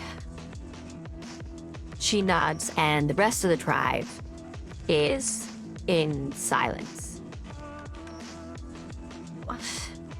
Eventually, Anchorage is left behind. Then Marcilla is left behind. And adventuring Sanyu passes out, falls asleep, leaning on her friend Earley, with the dog Barnabus to her side. When she wakes up, it's early morning. They're arriving in Luque, and there's the smell of tacos. And then Earley has parked the car. See you. Says, hey, we should get some fresh air before we get into town. And really try to figure out what the hell happened. I don't know. But can you just have some breakfast? You know, I don't trust the burgers that came from the city. They were there. So I got us tacos. You know, I know you want a double decker, but they don't make those. So the closest I got. And we got some orange juice, because you know, it's morning now. Orange juice. Morning orange juice. You know, you don't no. None of your weird soda stuff. It's morning. And I'm stealing out of it, feeling dizzy and more just not. And joins Earley in the back of the truck. In the back of the truck, they both sit down. Earley sits first and grabs her can of orange juice, and pops it open. Sanyu leans on her legs over her the edge of the truck as the morning sun is rising, and leans back. Barnabus inside, eating whatever chicken plate or whatnot it was that Earley got for him. And she pops open her orange soda too, and lifts her left arm, because that's the only one feeling remotely like anything. Lifts your left arm, you know, so toast, and says, to a good day outside of Anchorage. Earley lifts hers in combination and says, and one day, a good day in Anchorage.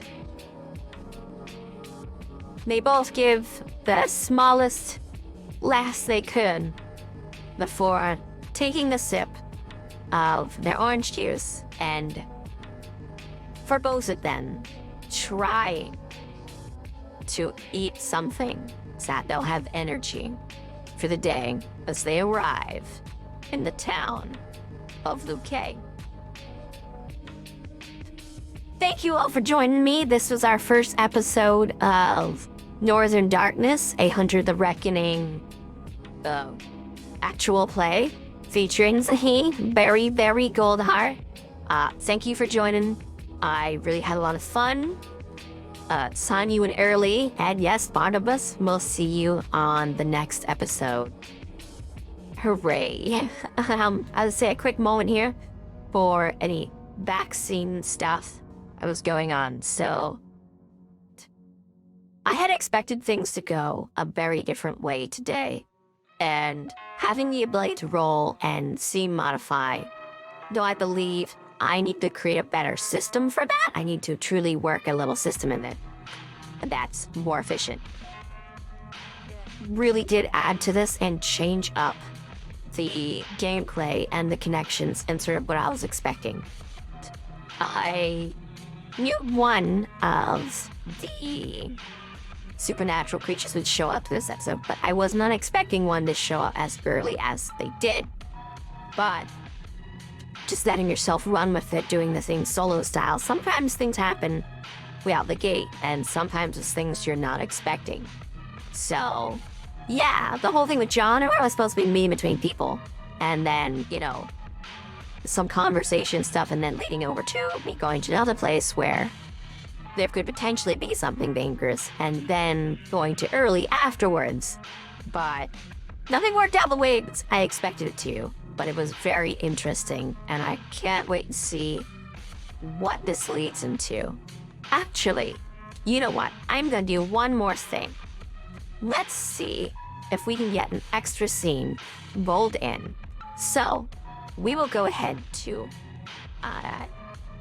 our area of Analog of Ancient Sanyu, and let's get another scene. One to set us up for the next episode. So, first thing, what is it focused on? It is focused on twisted spirits, the NPC such entities. Okay. Is it an entity that is pre-existing? So are new. So, as events.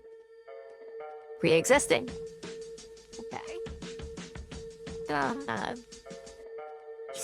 Okay. Is it earlier? Earlier or later? Later. Okay.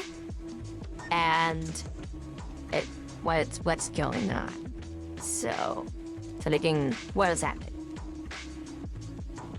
They're exiting the scene. Okay. So this is very negative for us. Okay. So I'm gonna just go and see who it was out of our list. We have. So is it a person from UK or someone who was in Anchorage? Someone who was in Anchorage. Oh boy.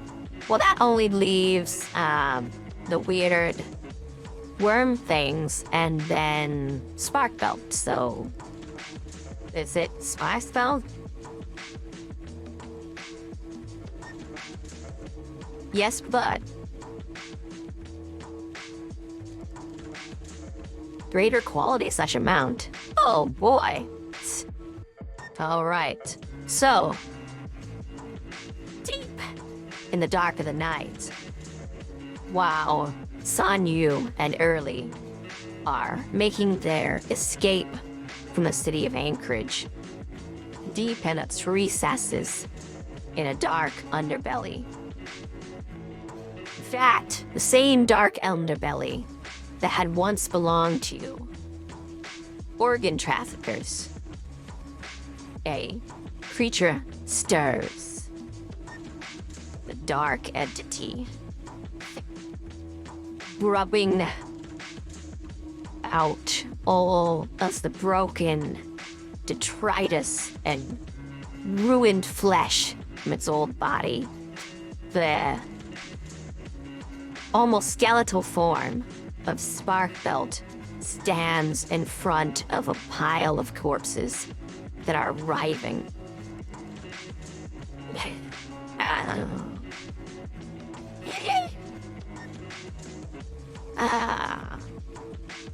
Not in over 30 years have I experienced pain quite like this.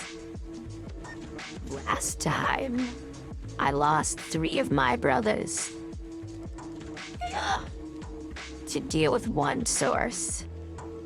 This time, I shall raise 800, and together, we shall eradicate it from the earth for the final time. And then, I may find death. And the bodies begin to form together.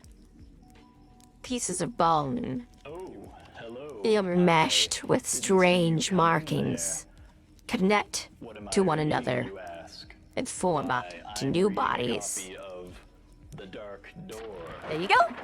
And that's it. I will see you all on the next episode. By the way, ill-advised records, they're just saying it right now. That's who's been playing this whole time. I love the music. Check them out. This stuff's really cool. Like the music, the stories, everything. I got permission to use their stuff for this. Please check them out. They're super cool. And again, thank you for joining me on Halloween for this first episode. Have a great day, friendos. I love you. Bye-bye now. Bye-bye. Bye-bye now.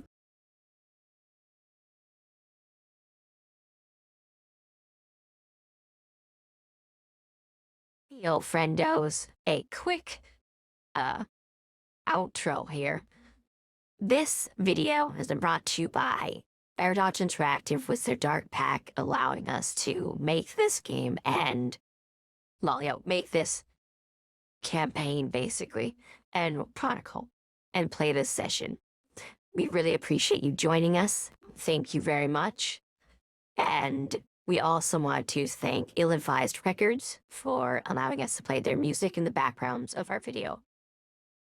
To summarize this episode incredibly quickly, it was Sanyu Achen's last day in Anchorage before she was to move to Luque with her friend Earley.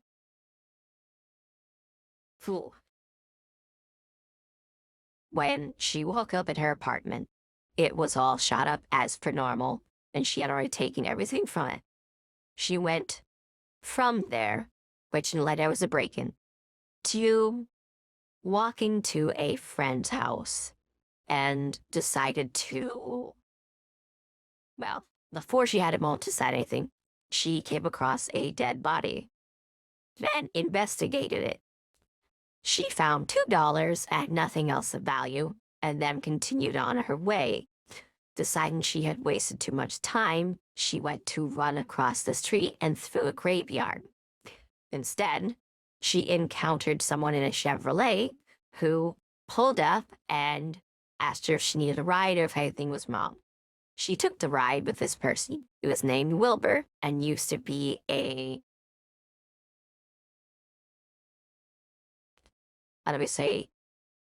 essentially like a guardian for hire. I can't remember the name right now. Sorry, doing things while tired.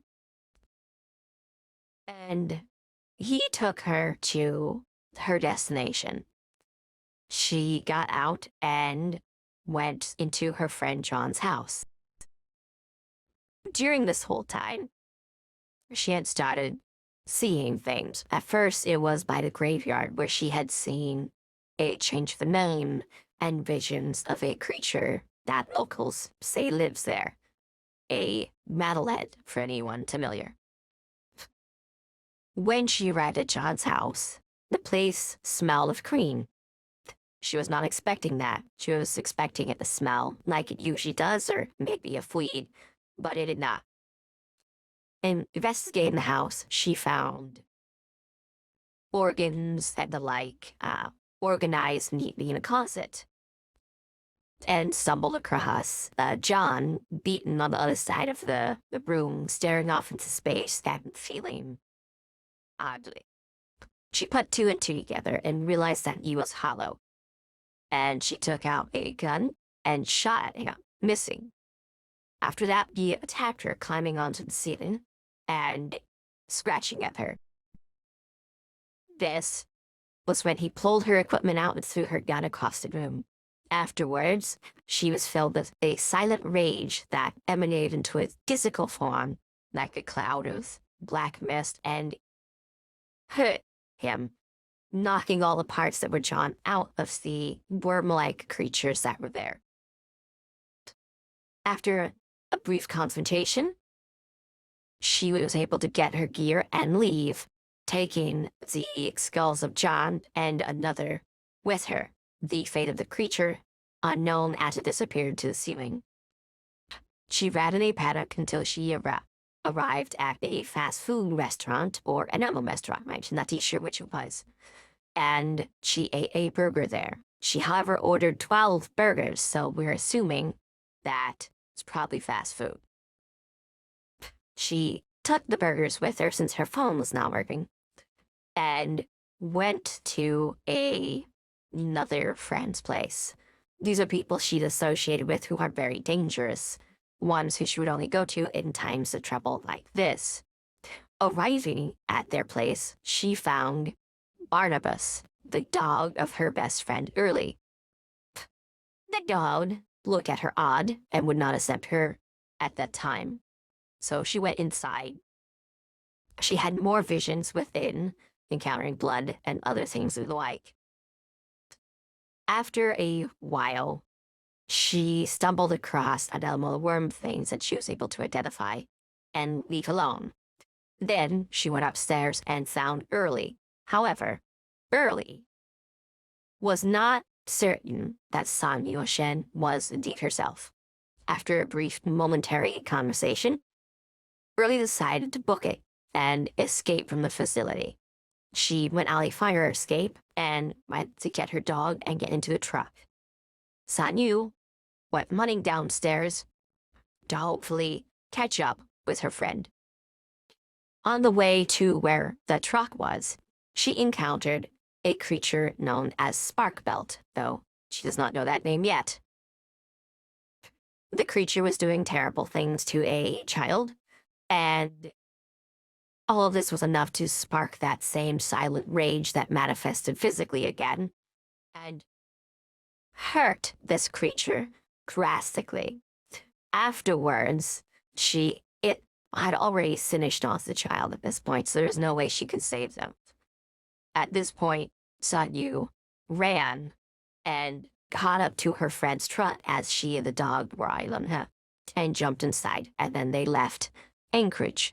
After a small bit of conversation, they were able to figure out who that each other are each other, and decided to just straight up leave town that moment. They would later arrive on their play, but after a great deal of rest on Sanyu Shen's part and straight driving by Earley. Earley got tacos for them and orange juice. First thing in the morning after Sanyu woke up, they drank orange juice in the back of the truck and essentially had a mini toast. And that is where we left off with them arriving in Lute. So that's the summary. Again, and this episode went nothing like I expected it would, but it was still a lot of fun. Thank you all for joining me. Have a great night. Bye-bye, friendos.